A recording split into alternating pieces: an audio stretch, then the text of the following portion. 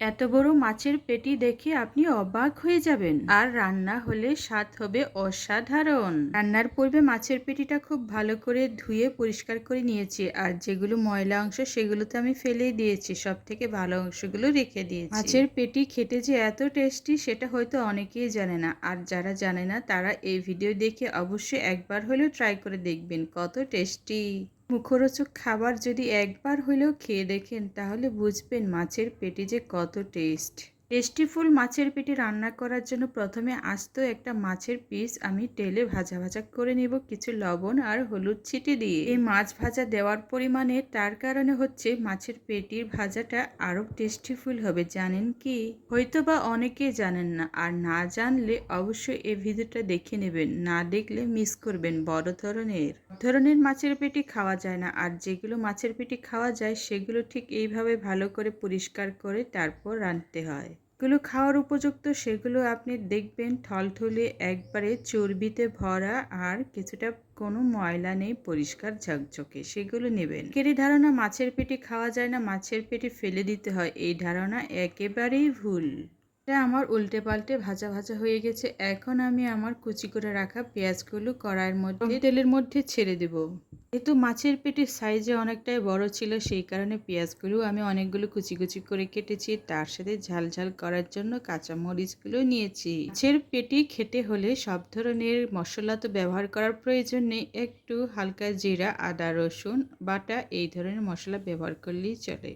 সাথে আরেকটি মুখরোচক জিনিস ব্যবহার করতে হয়, সেটা হচ্ছে ঝাল ঝাল কাঁচামরিচ। সেগুলো যদি অনেকটা বেশি পরিমাণে হয় আরও বেশি টেস্টি হয়। মাছের পেটির পরিমাণটা যদিও কম থাকে তারপরে যদি ঝাল আর পেঁয়াজের পরিমাণটা একটু বেশি থাকে তাহলেও অনেক মজা হয়। আমি তো খুবই বেশি টেস্টিফুল করার জন্য এক পিস মাছ তো দিয়েই নিয়েছি। এত বড় মাছের পেটি আমি নিয়েছি আজকে, ওয়াও কত মজা হবে আজকে রান্না। মাছের পেটিটা এখন দিয়ে দিলাম আমি কড়াইয়ে গরম তেল, আর মাছের পেটি একসাথে এখন ভাজা হবে। মাছের পেটি সাধারণত গরম ভাতের সাথে খেতে হয়, আর অন্যান্য সবজি যদি এই মাছের পেটির সাথে থাকে তাহলে আপনি শুধু মাছের পেটি খাবেন। এই ধরনের টেস্ট আপনার মুখে যদি একবার হলেও টেস্টি লেগে যায় তাহলে দেখবেন আপনার বারবার খেতে ইচ্ছে করবে। বরাবরের মতো এতটাই টেস্টি যে আমার শুধু খেতে ইচ্ছে করে। আমি যতবারই বাচ্চার বাবা যখন মার্কেটে গিয়ে বড় মাছ নিয়ে আসে আমি বলি মাছের পেটি কোনোদিন ফেলবে না ভুলেও। বড় ধরনের মাছের পেটি পেলে অবশ্যই নিয়ে আসবে, আমার কিন্তু খেতে খুবই ভালো লাগে। সাথে সাথে আমার ছোট টুনটুনিরাও খেতে শিখে গেছে, এখন অনেকটাই পছন্দ করে। তো মনে মনে বলি ওরা যদি এই ধরনের টেস্ট খবর পেত তাহলে প্রতিদিনই বলতো যে মাছের পেটিটা খাই। অনেকেই খেতে জানে না বিধায় খায় না, কিন্তু একবার যদি মুখে লেগে যায় এটার টেস্ট তাহলে বলবে। রোচক করার জন্য চটকদার মশলার প্রয়োজন নেই, মাছের পেটের নিজস্ব একটা মশলা আছে, নিজের একটা সুঘ্রাণ আছে যেটা নিজে থেকে নিজে তৈরি করে। গরম মশলার ব্যবহারের কোনো প্রয়োজন নেই, সাধারণ জিরা ছিটা তারপর অথবা যদি জিরা বাটা দিতে পারেন তাহলে সেটাও চলবে, আর কাঁচামরিচ আর হলুদ।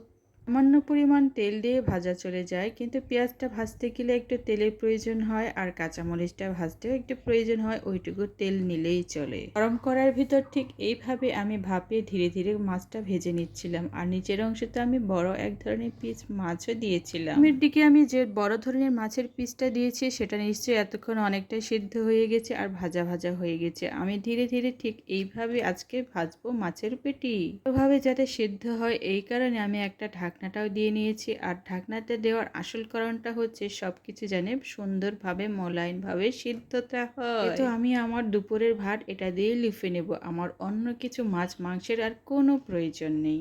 যে কত মজার আর কত টেস্টের, যে না খায় সে কোনোদিনও বুঝবেন না, আর যে খাবে সে তো বারবারই ইচ্ছে করবে যে আমি আরও খাই। মাছের পেটি রেসিপি যদি আপনার ভাত খাওয়ার টেবিলে থাকে তাহলে আপনার এটাই খাইতে ইচ্ছে করবে। ছোটবেলায় মা যখন রান্না করতেন তখন আমি প্লেটে ভাত নিয়ে বসে থাকতাম, মা কখন তোমার এই রান্নাটা হবে, আমার এতটাই ভালো লাগতো।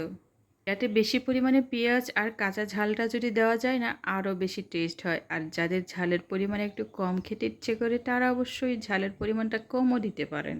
এখানে পর্যাপ্ত পরিমাণে মরিচ গুঁড়ো, হলুদ গুঁড়ো, তারপর আবার সামান্য কিছু পরিমাণে জিরা বাটা এগুলো দিয়েছি। পরিমাণে আদা বাটাও দিতে পারেন। আদা বাটা দিলে টেস্টের পরিমাণটা একটু আরও অন্যরকম মজাদার হয়। মানে যেহেতু এক ফোঁটা পানির ব্যবহার করা হয় না, সেক্ষেত্রে আপনাকে একটু পরপর ঢাকনা ঢেকে আবার খুলে আবার নেড়েচেড়ে দিতে হবে। মাছের তেলে মাছ ভাজা এটাকেই বলে। আমি কি করেছি, প্রথমত একটা বড় সাইজের মাছ ভেজে নিয়েছি, তারপর মাছের তেলে এখন মাছগুলোকে ভেজে নিচ্ছি। আমি এখানে কোনো ধরনের পানি ব্যবহার করব না, পানি ব্যবহার করার কোনো প্রয়োজন নেই। এটা নিজে থেকে যে পানি বের করবে সেটাতেই আমার ভাজাটা হয়ে যাবে। বেশি যে তেল ব্যবহার করতে হয় রান্নায় তা তো নয়, সামান্য একটু তেল ব্যবহার করলেই হয়।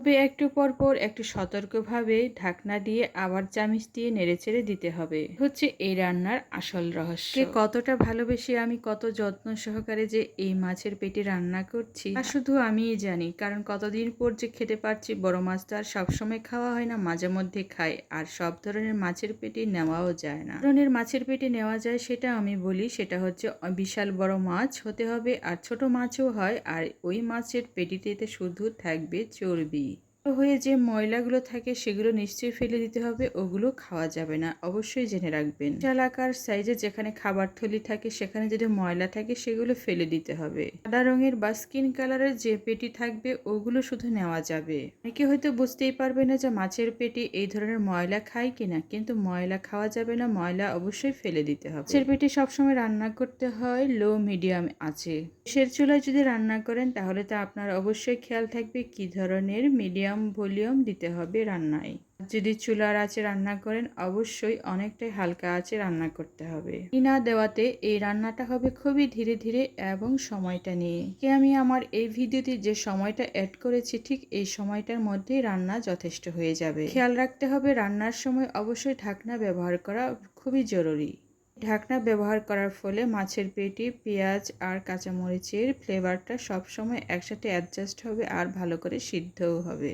এই আইটেমটা যাদের ভালো লাগে অবশ্যই কমেন্টের মাধ্যমে জানাবেন, আর যাদের ভালো না লাগে তারাও অবশ্যই জানাতে পারেন আপনাদের এই আইটেমটা কেমন লেগেছে। আপনারা যদি কমেন্ট করে জানান তাহলেই না আমি বুঝতে পারবো যে আমার এই আইটেমটা আপনাদের কাছে কতটুকু গ্রহণযোগ্যতা পেয়েছে। মাছের টেক্সট আর ফ্লেভারটা আর খাবারের টেস্ট বৃদ্ধির জন্য অবশ্যই এখানে এক্সট্রা একটা মাছের পিস দেওয়াটা খুবই জরুরি। তবে এক্সট্রা মাছ দেওয়ার কারণটা হচ্ছে খাবারের টেস্টের পরিমাণ আরও ডবল গুণ বৃদ্ধি করার উপায়। শুধুমাত্র মাছের পেটি রান্না করলে যদি অনেকগুলো থাকে তাহলে বেশি মজাদার হয়। আর আমি শুধু আজকে একটি মাছের পেটি রান্না করেছি যেটা একেবারেই ন্যাচারাল। আজকে রান্নায় আমি খুব বেশি মাছের পেটি অ্যাড করিনি, শুধু একটি মাত্র মাছের পিস আর একটি মাত্র মাছের পেটি।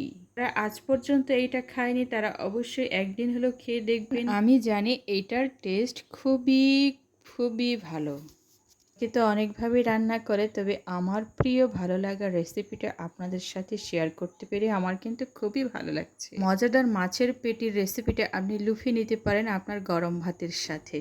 গরম ভাতের সাথে যদি এই ধরনের মাছের পেটি খাওয়া যায়, উফ কি যে টেস্ট। আমার এই ভিডিওটি দেখেছেন অবশ্যই লাইক, কমেন্ট আর সাবস্ক্রাইব করতে তো ভুলবেন না। আর যারা ভিডিওটি দেখেছেন তাদের সবাইকে অনেক ধন্যবাদ।